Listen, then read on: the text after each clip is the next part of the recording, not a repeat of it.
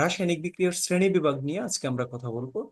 আহ রাসায়নিক বিক্রিয়া যেটা, এখানে রাসায়নিক বিক্রিয়ার প্রাথমিক যে বিষয়গুলো আলোচনা করেছিলাম আমরা, সেখানে আমরা আলোচনা করেছিলাম যে তাপের উপর বেস করে আমরা রাসায়নিক বিক্রিয়াটাকে দুইটা ভাগে ভাগ করেছিলাম, তাপ উৎপাদী এবং তাপহারী। আর এটা হচ্ছে আমাদের বিক্রিয়ার ক্রিয়া কৌশলের উপর ভিত্তি করে। ঠিক আছে, তাহলে আমরা আলোচনা শুরু করতেছি। দেখেন, সংশ্লেষণ বিক্রিয়া নিয়ে এর মধ্যে কথা বলছিলাম, আমি আবার একটু ইয়ে করতেছি। দেখেন, সংশ্লেষণ বিক্রিয়াটা কি। সংশ্লেষণ মানে হচ্ছে সংযোজন আর কি, এটার মানে হচ্ছে যেটাকে সংযোজন বলতে পারি আমরা, সংযোজন বা যোগ। তার মানে আমরা এখানে এরকম লিখেছিলাম, কার্বন প্লাস অক্সিজেন এই দুইটা মিলিত হয়ে যখন কার্বন ডাই অক্সাইড তৈরি করবে, তখন এইটাকে আমরা বলবো কি যে এটা যে প্রক্রিয়ার মাধ্যমে হয়েছে, যে বিক্রিয়াটার মাধ্যমে হয়েছে, সেই বিক্রিয়াটাকে আমরা বলি সাধারণত কি, সংশ্লেষণ বিক্রিয়া। ঠিক আছে, একাধিক যৌগ একত্রিত হয়ে, বা সরি, একাধিক মৌল মৌল একত্রিত হয়ে, ধরেন সোডিয়াম প্লাস হচ্ছে ক্লোরিন, এই দুইটা মিলিত হয়ে সোডিয়াম ক্লোরাইড তৈরি করবে। তো এই যে সোডিয়াম ক্লোরাইড, এটা হচ্ছে একটা যৌগ। আর এই এই দুইটা এক একটা হচ্ছে মৌল বা পরমাণু, পরমাণু পরমাণু এখানে, অথবা এগুলাকে আমরা মৌল বলতে পারি। এখন এই যে মৌল, এই মৌল দুইটা একত্রিত হয়ে একটা যৌগ গঠন করছে যে প্রক্রিয়ার মাধ্যমে, সেটাই হচ্ছে আমাদের কি, সংশ্লেষণ বিক্রিয়া। ঠিক আছে, খুবই সহজ বিষয় একটা, এটা আসলে খুব কঠিন কিছু না, তবে সংজ্ঞাগুলা কিন্তু পরীক্ষাতে আসে বারবার। একটা করে উদাহরণ সহ আপনারা নোট করবেন। তারপরে আলোচনা করেছিলাম বিশ্লেষণ বিক্রিয়া। বিশ্লেষণ মানে হচ্ছে কোনো জিনিসকে ভেঙে দেখানো। হ্যাঁ, কোনো জিনিসকে ভাঙলে সেটাকে বিশ্লেষণ করতে পারি আমরা। তো এখন আমরা বলছিলাম যে এরকম ক্যালসিয়াম কার্বনেটের কথা বলছিলাম। ক্যালসিয়াম কার্বনেটকে যদি আপনার কাছে দেই, আমি দিয়ে বলি যে এটাকে ভাঙেন বা বিশ্লেষণ করেন, তখন এটার মধ্যে আপনি তাপ দিবেন, এটা ডেল। এটা আপনি যখন তাপ দিবেন তখন আপনি এই দুইটা জিনিস পাবেন, একটা হচ্ছে, আরেকটা হচ্ছে কার্বন ডাই অক্সাইড। হ্যাঁ, দেখেন, তাহলে এটাকে আপনি বৃহৎ আকারের অণু বা বড় অণু, ঠিক আছে, বড় অণু, এই বড় অণুটাকে ভাঙলেন আপনি তাপ দিয়া, ওই যে তাপ দিয়া ভাঙলেন, ভেঙে ছোট অণুতে রূপান্তর করলেন। ঠিক আছে, ছোট অণু একটা, আর এখানে আরেকটা ছোট অণু, ছোট অণু। তার মানে একটাকে ভেঙে আপনি দুইটা বানালেন। হ্যাঁ, একটাকে ভেঙে বা বিশ্লেষণ করে আপনি একাধিক উম, আহ, যৌগ তৈরি করলেন। এই যে প্রসেসটা, এটাকে বলা হয় কি, বিশ্লেষণ বিক্রিয়া। ঠিক আছে, কোনো একটি বড় যৌগকে ভেঙে ক্ষুদ্র ক্ষুদ্র যৌগে রূপান্তর করার যে বিক্রিয়া, সেটাকে বলা হয় বিশ্লেষণ বিক্রিয়া। ঠিক আছে, প্রতিস্থাপন বিক্রিয়াটা কি একটু দেখি আমরা। দেখেন, এটা একটু এটা সবচেয়ে ইম্পর্টেন্ট, যতগুলা বিক্রিয়া আপনি পড়বেন সবগুলা বিক্রিয়ার মধ্যে ভেরি ভেরি ইম্পর্টেন্ট হচ্ছে আপনার এটা। ঠিক আছে, প্রতিস্থাপন বিক্রিয়া, তো বারবার পরীক্ষাতে আসে। তো বিষয়টা হচ্ছে এরকম যে আপনি যদি, আমরা একটা উদাহরণ দিছিলাম মজার করে, মজাটা ছিল এরকম, ধরেন এটা একটা মধুর হাঁড়ি, ধরেন এটা একটা পাত্র, ওই পাত্রটার মধ্যে আপনি ইয়ে নিলেন, আহ এটার মধ্যে মধু, এটার মধ্যে মধু আছে। ঠিক আছে, মধু। এখন এই মধুর মধ্যে মুখ দিয়ে, মনে করেন যে এখানে মুখ দিয়ে আপনি মধু খাচ্ছেন, আপনি এখানে আছেন, আর আমি এখানে ছিলাম, আমি এখানে ছিলাম, বাট আমি আপনার চেয়ে একটু শক্তিশালী।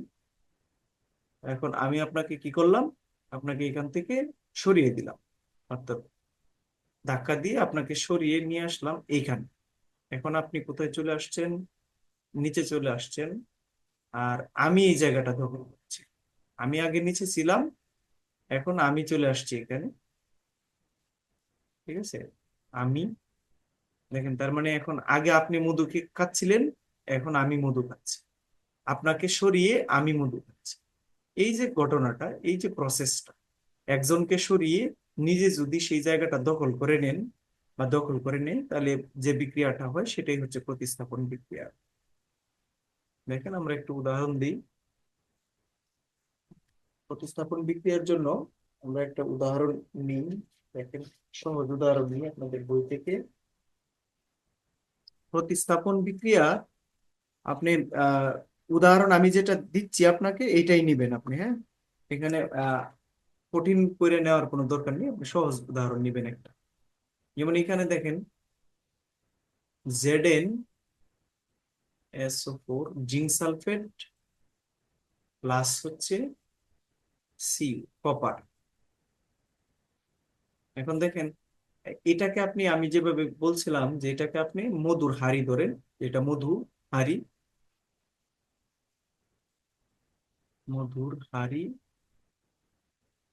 এখন এই মধুর হাঁড়ির মধ্যে মুখ দিছে কে? জিঙ্ক। জিঙ্ক মধুর হাঁড়ি থেকে মধু খাচ্ছে। এখন কপার জিঙ্কের চাইতে তুলনামূলক একটু বেশি শক্তিশালী। কেন শক্তিশালী? এটা যোজনীর উপর বেস করে, এটা আমরা আপনাদেরকে আপাতত বলছি না, পরে বলতেছি। দেখেন এখন তিনি কি করছে, যেহেতু সে একটু বেশি শক্তিশালী, সুতরাং সে কি করছে, ওই জিঙ্কটাকে এখান থেকে সরিয়ে দিচ্ছে। অর্থাৎ এখন মধুর হাড়ির সাথে চলে আসছে, SO4 এর সাথে চলে আসছে সে নিজে। কপার চলে আসছে মধুর হাড়ির সাথে, আর জিঙ্কটাকে মধুর হাড়ি থেকে দূরে সরাই দিচ্ছে। ঠিক আছে জায়গায়। তাহলে দেখেন, জিঙ্ককে কে প্রতিস্থাপন করছে? জিঙ্ককে কপার প্রতিস্থাপন করেছে, অর্থাৎ এখান থেকে সরিয়ে আলাদা করে দিছে। আলাদা করে দিয়ে নিজে সেই স্থানটা দখল করছে। তাহলে আমরা বলতে পারি যে রাসায়নিক বিক্রিয়ার মাধ্যমে একটি মৌল অন্য একটি মৌলকে তার নিজস্ব স্থান থেকে সরিয়ে নিজে সেই স্থানটি দখল করে, তবে সেই বিক্রিয়াকে আমরা বলবো কি? প্রতিস্থাপন। কি বুঝতে পেরেছেন ব্যাপারটা? তাহলে আমরা এই ব্যাপারটা কি বললাম, যে এক- কোনো একটি মৌলকে বা কোনো একটি মৌল যদি অন্য একটি মৌল দ্বারা প্রতিস্থাপিত হয়, তবে যে রাসায়নিক বিক্রিয়া সম্পন্ন হয় সেটাই হচ্ছে কি? প্রতিস্থাপন বিক্রিয়া। দেখেন এখানে কপার জিঙ্ককে প্রতিস্থাপন করেছে, অর্থাৎ জিঙ্ক এখানে সালফারের সাথে ছিল, কিন্তু এখন আর সালফারের সাথে নেই সে। এখন সালফারের সাথে চলে আসছে কপার, আর এই কপার এই জিঙ্কটাকে এখানে সরিয়ে নিয়ে গেছে, তার মানে স্থান থেকে সরাই দিছে। এটাই হচ্ছে কি? প্রতিস্থাপন বিক্রিয়া। পরে দেখি আমরা কি আছে, আদ্র বিশ্লেষণ বিক্রিয়াটা একটু দেখি। দেখেন, আদ্র বিশ্লেষণ বিক্রিয়া যেটা, ঠিক আছে, আদ্র কথার অর্থটা আগে আমাকে বুঝতে হবে, যে আদ্র আহ, বিশ্লেষণ বিক্রিয়াটা কি। আদ্র কথাটা বুঝতে পারলেই আপনি বুঝতে পারবেন যেটা আসলে কি বিক্রিয়া হবে। আদ্র, দেখেন, পানির সঙ্গে যদি কোনো যৌগের বিক্রিয়া ঘটে, ঠিক আছে, এবং বিক্রিয়া শেষে আপনি আর পানিটাকে খুঁজে না পান। দেখেন আমি একটু উদাহরণ দিয়ে বোঝাই আপনাকে। ধরেন আমি এরকম নিলাম FeCl3, ঠিক আছে, প্লাস হচ্ছে আপনি 3 অণু পানি দিলেন। এখন এই দুইটা জিনিস বিক্রিয়া করলো, বিক্রিয়া করার পরে আপনি যে জিনিসগুলো পেয়েছেন, বিক্রিয়া শেষে আপনি পেয়েছেন এরকম FeOH3 প্লাস হচ্ছে PeCl। দেখেন এগুলা কি? বিক্রিয়ক, আর এগুলা হচ্ছে আপনার উৎপাদ।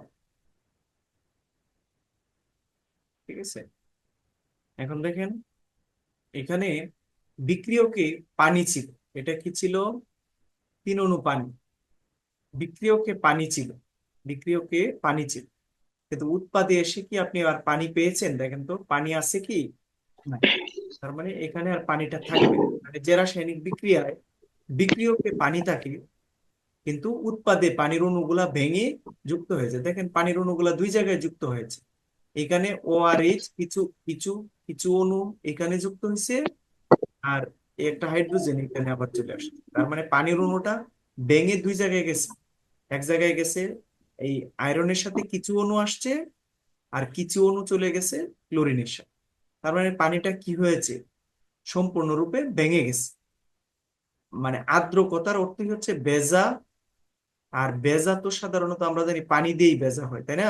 পানি ছাড়া তো আর কোনো কিছু ভেজা হয় না।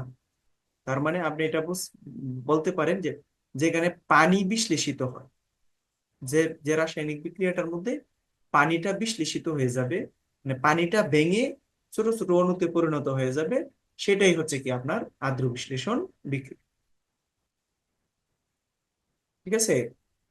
অথবা আপনি এইভাবেও বলতে পারেন যে যে বিক্রিয়ায় বিক্রিয়কে পানির অণু থাকে, বিক্রিয়কে পানির অণু থাকে, কিন্তু উৎপাদে পানির অণুগুলো ভেঙে বিভক্ত হয়ে যায়, সেই বিক্রিয়াটাকে আমরা আদ্র বিশ্লেষণ বিক্রিয়া বলবো। দ্বিবিয়োজন বিক্রিয়া, এটা কেমন হয় একটু দেখি আমরা। দ্বিবিয়োজন বিক্রিয়া, দ্বিবিয়োজন বিক্রিয়া বলতে আমরা সেটাকে বলবো, দেখেন আমরা একটা উদাহরণ দিয়ে এই বিষয়টা বুঝিয়ে ফেলি আপনাদের, তাহলে সহজ। দেখেন একটা উদাহরণ নিলাম, ধরেন এরকম HgCl2, এরকম নিলাম মার্কিউরিক ক্লোরাইড, ঠিক আছে? তারপরে আমরা এটার সাথে ধরেন 2 অণু পটাশিয়াম আয়োডাইড দিলাম, Ki। 2 অণু পটাশিয়াম আয়োডাইড দিয়েছি। এখন 2 অণু পটাশিয়াম আয়োডাইড দেওয়াতে কি হয়েছে দেখেন, এটা এরকম ভাবে বিশ্লেষিত হয়েছে, 2KCl প্লাস হচ্ছে আপনার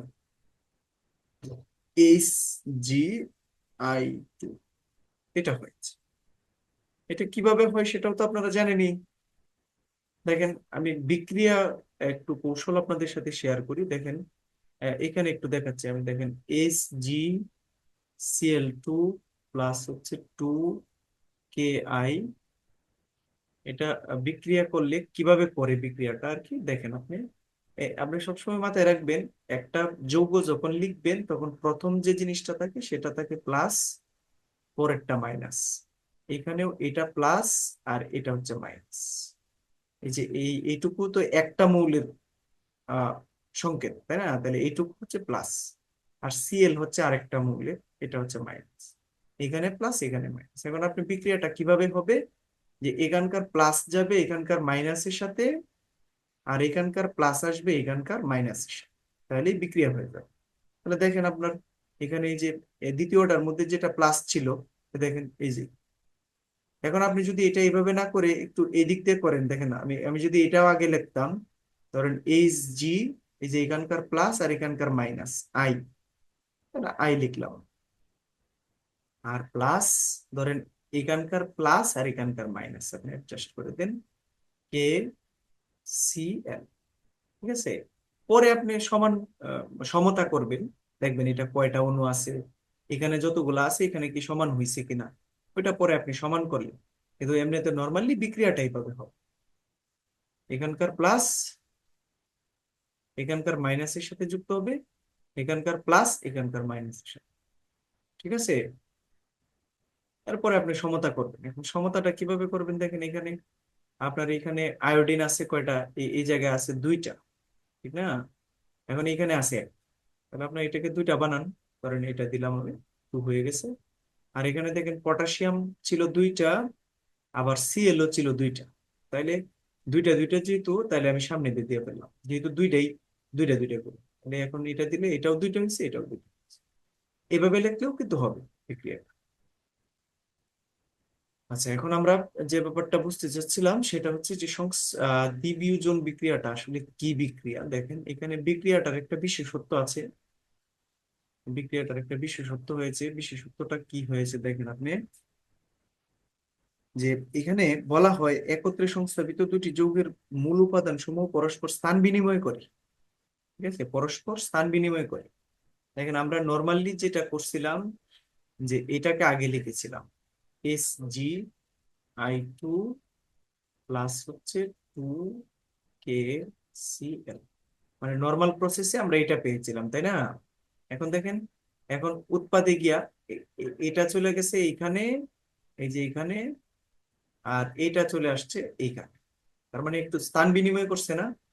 দেখেন তো, যেটা ফার্স্ট পজিশনে ছিল, প্রথম স্থানে ছিল, সেটা দ্বিতীয় স্থানে গেল, আর যেটা দ্বিতীয় স্থানে ছিল সেটা প্রথম স্থানে চলে আসছে, তার মানে স্থান বিনিময় ঘটছে। তার মানে যে রাসায়নিক বিক্রিয়ায় উৎপাদগুলো, এগুলো তো উৎপাদ, যে রাসায়নিক বিক্রিয়ায় উৎপাদগুলো স্থান বিনিময় করে, সেই বিক্রিয়াকে আমরা দ্বিবিয়োজন বিক্রিয়া বলতে পারি। এখন পারমাণবিক পুনর্বিন্যাস যেটা আছে সেটা আমরা একটু দেখবো। পারমাণবিক পুনর্বিন্যাসের ব্যাপারটা আমরা একটু দেখি। দেখেন, একটা উদাহরণ দিয়ে দেখি। এখানে এখানে আছে এরকম অ্যামোনিয়াম সায়ানাইড। হ্যাঁ, এটাকে আপনি তাপ দিলেন, তখন এটাকে আপনি তাপ দিলেন, তাপ দেওয়ার পরে তৈরি হচ্ছে CsNH2, আবার হোল 2। হ্যাঁ, এই জিনিসটা তৈরি হবে। ইভেন আরেকটা জিনিস তৈরি হতে পারে, অথবা এটাকে গাঠনিক সংকেত আকারে যদি ভেঙে লিখি আমরা, তাহলে NH2 এর সাথে একক বন্ধনে আছে হলো সায়ানাইড মূলক। আবার এই পাশে দেখেন NH2 দুইটা ছিল না, আমরা এই দুইটা দুই পাশে দিই। তাহলে ঘটনাটা কি ঘটলো দেখেন তো। ঘটনাটা ঘটছে হলো যে এখানে একটু খেয়াল করেন আপনি। আহ এখানে নাইট্রোজেন আছে দুইটা, এন হচ্ছে দুইটা, এই যে একটা আর এ একটা। হাইড্রোজেন আছে কয়টা দেখেন তো, হাইড্রোজেন আছে চারটা। কার্বন আছে কয়টা, একটা। আর হচ্ছে আপনার এস আছে, সালফার আছে এক। এই তো অণুগুলার গঠনটা দেখেন তো, পরিমাণটা এটা। এখন এইখানে এসেও দেখেন আপনি এটাকে যদি অ্যানালাইসিস করেন, এগুলো হচ্ছে বিক্রিয়ক আর এগুলো হচ্ছে উৎপাদ। এখন আপনি যদি উৎপাদের বিষয়টাও ইয়ে করেন, পরিমাণটা কাউন্ট করেন, দেখেন নাইট্রোজেন কয়টা, এন একটা, আর এখানে আছে একটা, তার মানে দুইটা। হাইড্রোজেন দুই আর দুই চার, হাইড্রোজেন সমান সমান চার, সি সমান সমান ওয়ান, আর এস সমান সমান হচ্ছে ওয়ান। দেখেন তো এখানে দুই চার ছয় আর দুই আট, এখানেও কত ছিল, দুই চার ছয় দুই হচ্ছে আট। টোটাল আটটা আটটা করে আছে। বিক্রিয়কেও আটটা, উৎপাদেও আটটা আছে। কিন্তু দেখেন এটাকে আমরা বলবো হচ্ছে অ্যামোনিয়াম থায়োসায়ানেট। এটার নাম হচ্ছে অ্যামোনিয়াম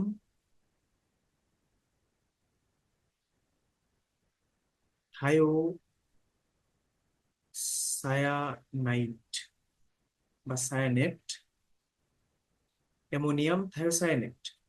আর এটার নাম হচ্ছে থাইও ইউরিয়া, থাইও ইউরিয়া। এখন দেখেন পরিমাণ একই আছে, পরিমাণটা একই রকম, এখানেও যে পরিমাণ এখানেও একই পরিমাণ, কিন্তু দেখেন শুধু গঠনটা ভিন্ন হওয়ার কারণে এটা এটা একসাথে ছিল, আর এটা বন্ধন আবিষ্কার করে একটা গাঠনিক সংকেতটা অন্যরকম হয়েছে। তাহলে এই গাঠনিক সংকেত ভিন্ন হওয়ার সাথে সাথে যৌগটার কি পরিবর্তন হয়ে গেছে না, দেখেন তো আগে ছিল অ্যামোনিয়াম থায়োসায়ানেট আর এখন হয়েছে থাইও ইউরিয়া। তাহলে কি হয়ে গেল, পরিবর্তন হয়ে গেল। পরিমাণ একই আছে, কিন্তু গাঠনিক সংকেতের কারণে একই জিনিস ভিন্ন রকম হয়ে গেল। তার মানে আমরা বলতে পারি যে রাসায়নিক বিক্রিয়ায় মানে যৌগসমূহ যৌগসমূহের গঠন পুনর্বিন্যাসিত হয়। দেখেন এটা এই গঠনটা এখানে এরকম ছিল আর এখানে এরকম হয়েছে, তার মানে পুনর্বিন্যাসিত হয়েছে, বিন্যাস করছে। তাহলে যে রাসায়নিক বিক্রিয়ায় আণবিক গঠনটা পুনর্বিন্যাসিত হয় সেই রাসায়নিক বিক্রিয়াকে বলা হয় পারমাণবিক পুনর্বিন্যাস বিক্রিয়া। বুঝতে পেরেছেন? অধঃক্ষেপণ বিক্রিয়াটা কি দেখবো আমরা একটু। অধঃক্ষেপণ বিক্রিয়া,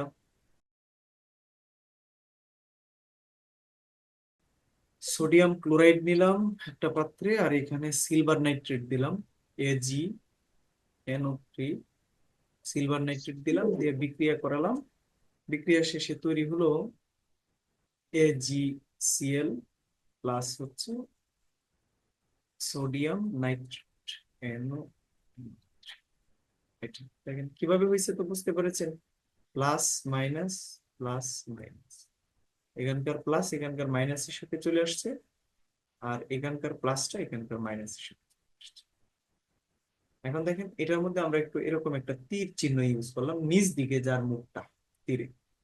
এর কারণ হচ্ছে যে আপনি যে পাত্রটা নিবেন, ধরেন একটা পাত্রের মধ্যে আপনি বিক্রিয়াটা করলেন, এই পাত্রটার মধ্যে, এখন এই পাত্রের মধ্যে দেখা যাবে কি যে এই যে জিনিসটা, এই সিলভার ক্লোরাইডটা যেটা, এটা বিক্রিয়ার একবারে পাত্রের নিচে চলে আসে, পাত্রের একেবারে নিচে চলে আসে।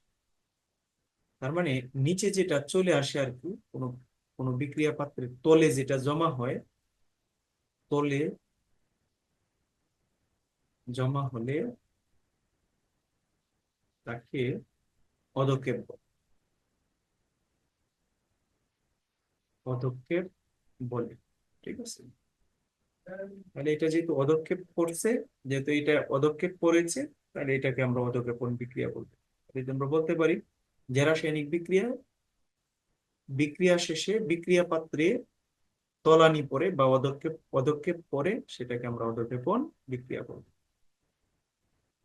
অধক্ষেপণ বিক্রিয়াতে তীর চিহ্নটা থাকবে, এটা এটা দেখে বুঝতে পারবেন যেটা পদক্ষেপ পড়বে, অর্থাৎ বিক্রিয়ার পাত্রে তলানি পড়বে। এরপরে আসি পলিমারকরণ বিক্রিয়া। দেখুন পলিমারকরণ বিক্রিয়াটা কি একটু দেখি আমরা।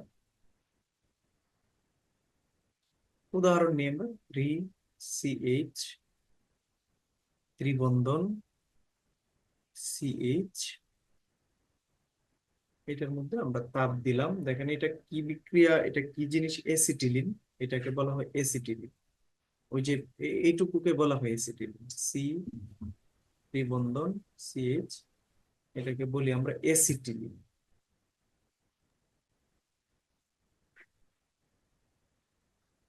এখন এটা 3 অণু নিচে, এটা 3 অণু এসিটিলিন তাপ দিয়ে ভাঙছি, ভাঙার পরে বেনজিন তৈরি হচ্ছে, C6H6 তৈরি হচ্ছে। হ্যাঁ, দেখেন কিভাবে, দেখেন এই যে 3, এটা দিয়ে গুণ করলে 3, 3 আবার এটাকে গুণ করবেন আপনি 3, তাহলে সব মিলাই হলো কয়টা, 6টা C আর 6টা H। তাহলে এইটা হচ্ছে পলিমারকরণ বিক্রিয়া। এটা কেন পলিমারকরণ বিক্রিয়া হয়েছে দেখেন, এখানে এই সবটা মিলে হচ্ছে একটা অণু, ঠিক আছে, এটা সবটা মিলে একটা বড় অণু, বড় অণু। এখন এখানে এসে দেখা গেছে কি যে একটা অণু সৃষ্টি হয়েছে, একটা ছোট অণু, ছোট অণু, একটা ছোট অণু কয়টা হয়েছে এখানে, একটা। আর আমরা যে ইয়েতে পড়ছিলাম, ওই যে বিশ্লেষণ বিক্রিয়াটার মধ্যে পড়ছিলাম, সেখানে কিন্তু একাধিক হয়েছিল। একাধিক হইলে, যদি একটা ভেঙে একাধিক একাধিক হয়, তাহলে সেক্ষেত্রে হবে বিশ্লেষণ বিক্রিয়া। আর যদি একটা বড় অণু ভেঙে আরেকটা ছোট অণুতে রূপান্তরিত হয়, সেটাকে আমরা বলবো পলিমারকরণ বিক্রিয়া।